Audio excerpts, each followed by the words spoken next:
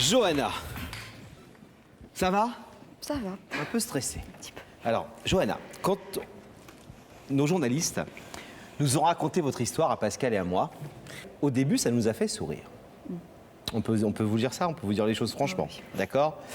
Et puis lentement, on a compris qu'il n'y avait pas vraiment lieu de sourire parce que c'était un vrai drame dans votre vie, si j'ose dire, enfin un truc qui vous touchait beaucoup.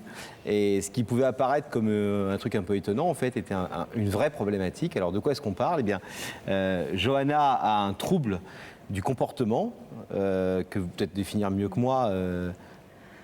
Enfin, en fait, c'est un TOC et je prends des photos de manière compulsive.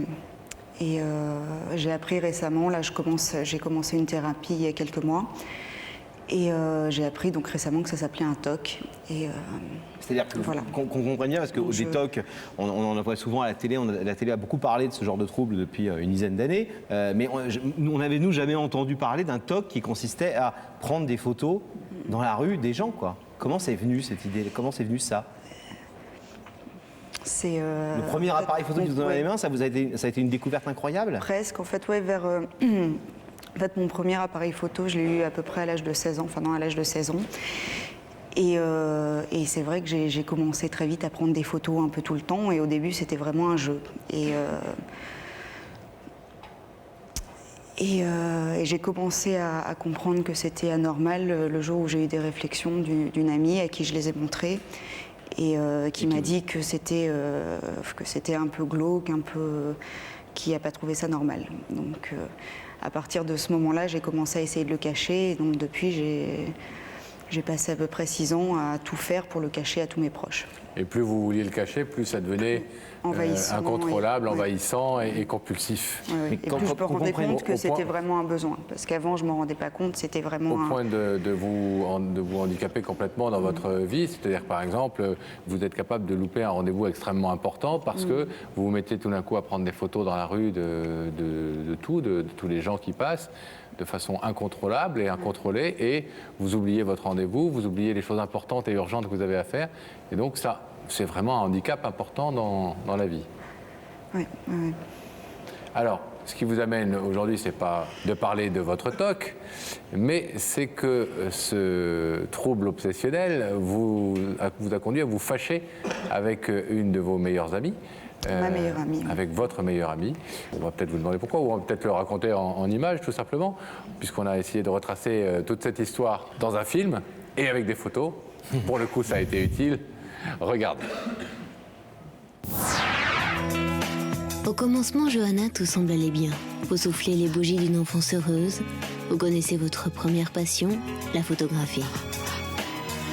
Bien sûr, dès que vous avez reçu votre premier appareil photo, il y a eu tout de suite cette étrange envie de photographier tous ces inconnus, sans jamais vous arrêter un seul instant. Appuyez sur le déclencheur, cette façon de dégainer votre appareil pour arrêter le temps qui passe, pour faire cesser en vous cette angoisse, la perte des autres.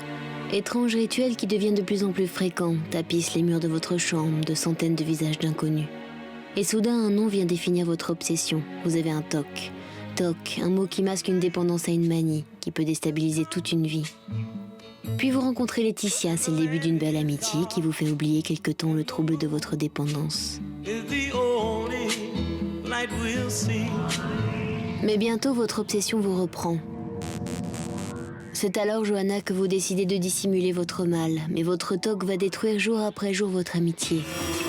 Vous mentez à votre meilleure amie, vous inventez des excuses pour la quitter brutalement, juste pour vous jeter sur votre appareil photo et photographier à nouveau tous ces passants et vous soulager de vos angoisses. Laetitia ne sait rien, ne comprend pas. Une dispute éclate, elle vous quitte, vous avez perdu vos repères, vous êtes seul. Récemment, vous avez rencontré un psychiatre. Il vous aide à faire un travail sur vous-même pour comprendre les raisons de votre obsession photographique. Ce soir, il n'y a plus qu'une photo qui compte, la photo de votre amitié retrouvée. Est-elle encore possible ?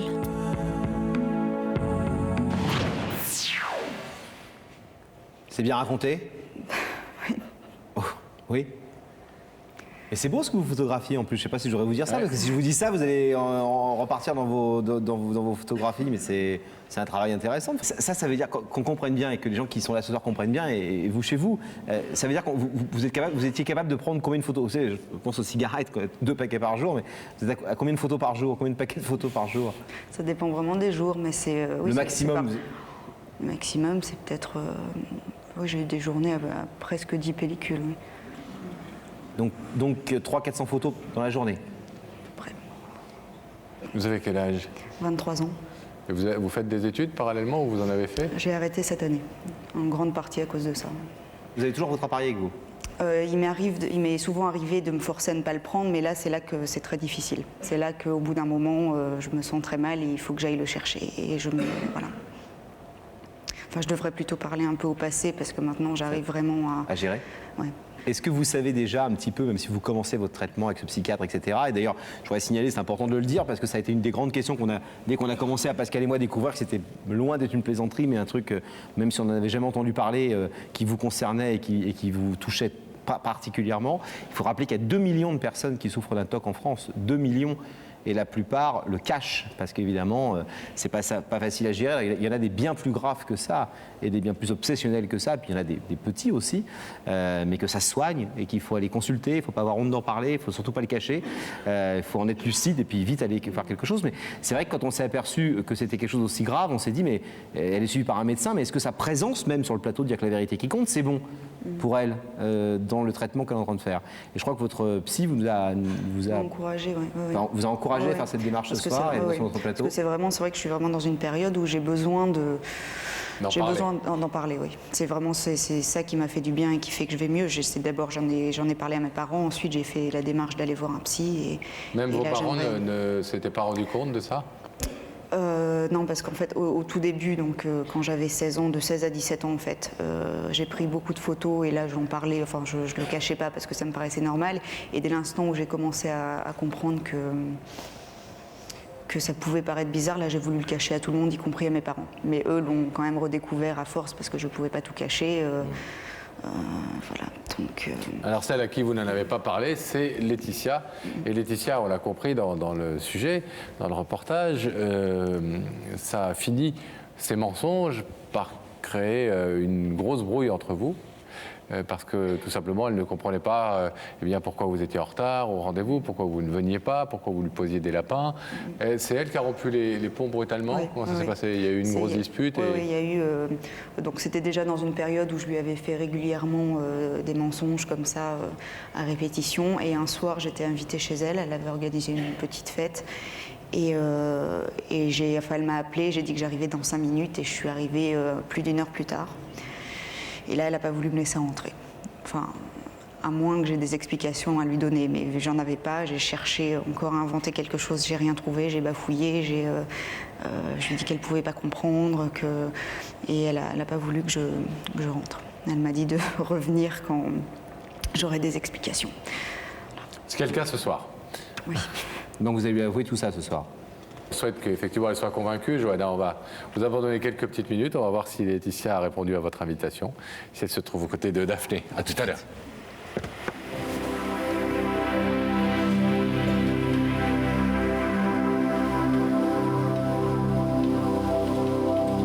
Daphné! Oui, je suis là, je suis avec Laetitia. Ah, bonne nouvelle. Laetitia, écoutez, bonsoir. Bonsoir. Qui n'est ni dans sa ville, ni avec des gens qu'elle a l'habitude de voir, n'est-ce pas? Parce que vous êtes aux Beaux-Arts. Oui. Dans quelle ville? Toulon. Toulon. Et qu'est-ce que vous avez envie de faire après? Bah, écoutez, on verra. Hein. La peinture, c'est ce que vous préférez, ce que vous me disiez tout à l'heure. Oui, en ce moment, je suis plus dans la peinture, mais après, bon, on verra. C'est quand même assez général. On a le temps de voir et d'expérimenter. D'accord. Mais pour l'instant, on va vous proposer d'expérimenter un plateau avec des animateurs charmants, vous allez voir. Je vais vous demander de vous lever, alors Laetitia, de suivre Sam et la vérité est au bout du couloir. D'accord.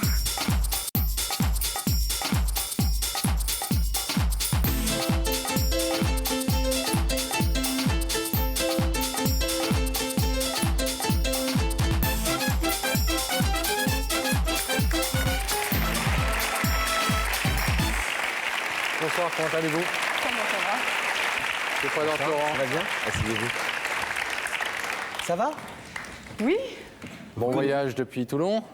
Bon voyage, voir le train. Hein. Bon, vous connaissez l'émission? Un petit peu, oui. Donc vous savez que, vous voyez, ce grand rideau blanc, et que derrière, quelqu'un est là qui attend de pouvoir vous parler. Si vous en êtes d'accord, dans quelques minutes, quand on vous posera la question, Vous avez une petite idée sur l'identité de la personne qui vous a invité? Non, pas vraiment. Hein. Pas vraiment? Non, non. Vous avez posé des questions? Oui, oui, beaucoup. Des pistes? Une femme, un homme Ah non, je sais pas. Un amoureux qui voudrait vous faire une déclaration? Non, je pense pas. Je pensais plus peut-être à quelque chose de familial. Parce que bon, dans les familles, il y a beaucoup de secrets en général, mais en fait, je sais pas. Je crois que j'ai essayé de faire, de chercher un peu partout, quoi. Je peux vous proposer, si vous voulez, Laetitia, un indice, une question qu'on va vous poser qui vous mettra peut-être sur la voie. Vous voulez bien? Regardez là-haut, s'il vous plaît. Quand tu prends une décision importante dans la vie, tu la mûris longuement ou tu préfères la prendre au pied du mur? Ah, vous êtes du genre à prendre des décisions un peu rapides, comme ça, brusques, ou au contraire à bien prendre votre temps avant de prendre une décision. On parle évidemment de décisions importantes. Non, mais... Ah, je sais pas.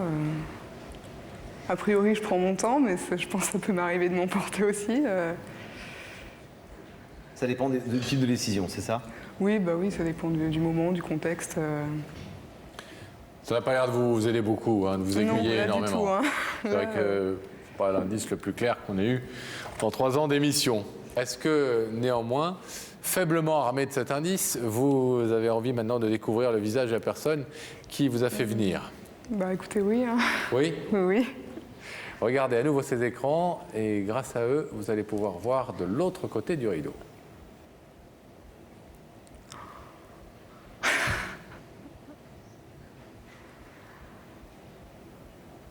Oui.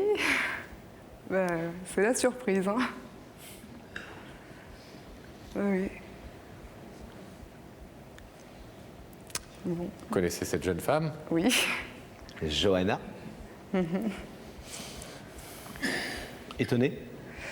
Oui, bah, maintenant j'aurais pu m'y attendre en fait. Pourquoi? Parce que donc on s'est un peu disputé, on s'est brouillé, on était de très bonnes amies. Et puis effectivement j'attendais qu'elle me veuille bien me dire des choses, on va dire. Et oui, en fait j'aurais pu m'y attendre. Vous vous attendiez à ce qu'elle veuille bien vous dire des choses? Oui. Elle attendait. Oui. Elle attendait. Quel genre de choses?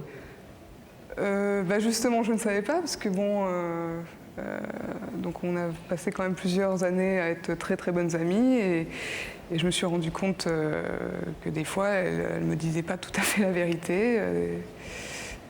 Elle me posait des lapins, elle partait comme ça. Enfin, je comprenais pas trop son comportement. Hein. Puis je m'étais aperçue donc des fois qu'elle me mentait. Genre? Une fois où, je sais pas, il y avait eu une terrasse de café où je savais qu'elle m'attendait, elle m'avait appelé, puis j'arrive, il n'y avait personne. Puis elle m'avait dit qu'elle avait croisé quelqu'un, un ami, je crois, qu'elle avait dû discuter, etc. Et puis en fait, j'avais croisé cet ami quelques jours plus tard qui m'avait dit qu'elle ne l'avait pas vu, quoi. Hein. Enfin, moi, au bout d'un moment, je me suis dit, c'est pas possible, elle est toujours fausse. Elle me dit jamais la vérité. Je me demandais avec qui j'étais, quoi. Avec qui étiez-vous? C'est peut-être cette vérité-là que Johanna est venue vous dire ce soir. Est-ce que vous êtes prête à entendre ce que Johanna est venue vous dire ce soir? Ben oui, oui, je pense. Oui? Ça vous fait plaisir de la voir? Oui, quand même. Bon, Johanna, c'est à vous. Salut. Salut. Voilà, en fait, je voulais...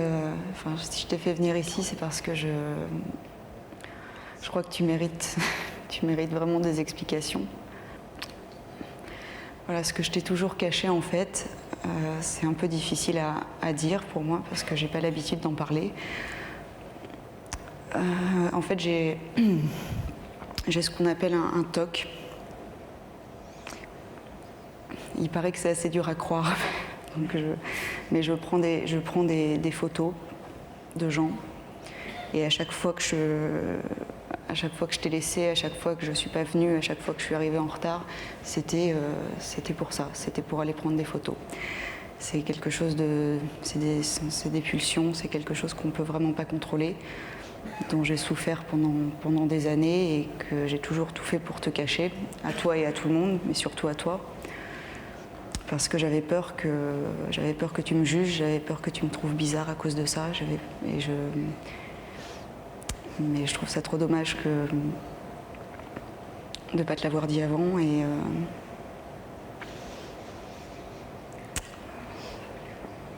Enfin voilà.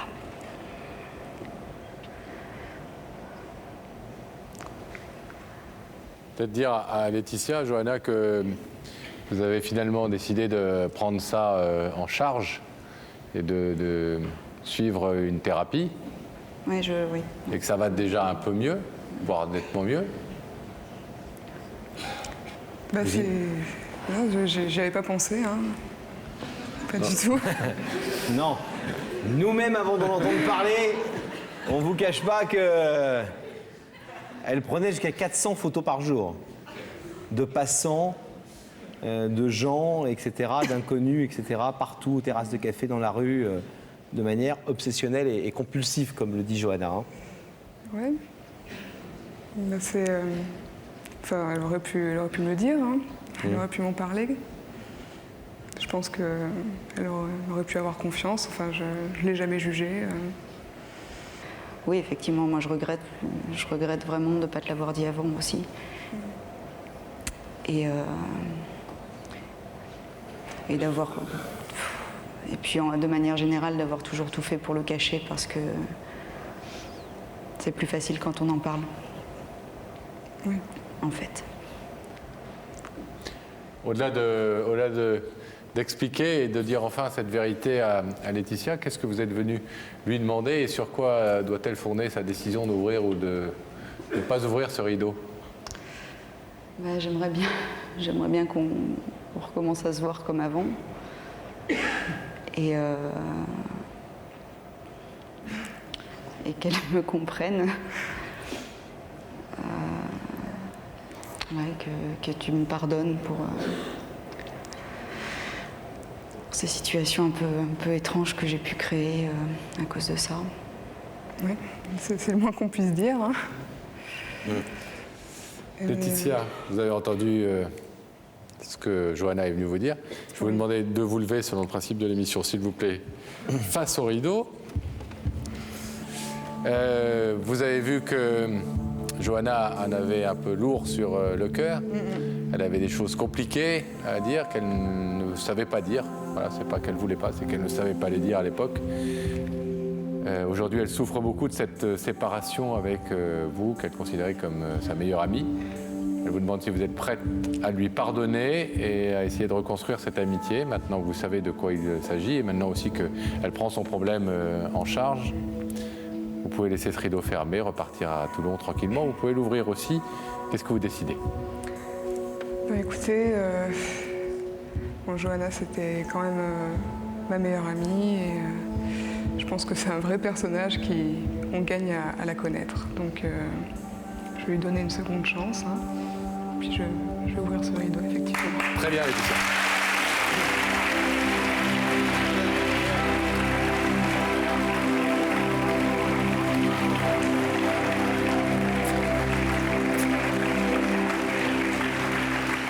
Bon.